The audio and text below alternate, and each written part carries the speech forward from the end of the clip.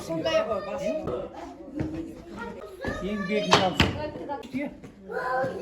Осы аптаның ішінде Астана қаласында Қазақстан Республикасының елордасы, сол қалада асық атудан Қазақстан біріншілігі өтейін деп жатыр. Соның ішінде қатысып жатқан өзімнің әріптесім Имантау орта мектебінің инженерлік пәнінің мұғалімі Сүндеті Дамир деген азамат біздің солтүстік Қазақстан намысын қорғауға бар жатыр. Ол Айыртау ауданының өкілі, және өзімнің командалас әріптесім.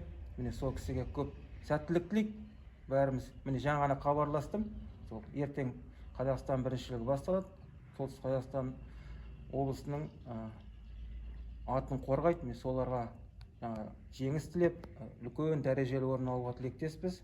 Соларға ұқсап, сендер де болашақта спортшы болуға тілектеспіз. Ұлтымыздың салт дәстүрін, әдет ғұрпын сақтайтын, сонымен қатар ұлттық ойындарды әрқашан дәріптеп, денсаулықтарын жақсартып, салауатты өмір салтын ұстанып, әрқашанда өзіміздің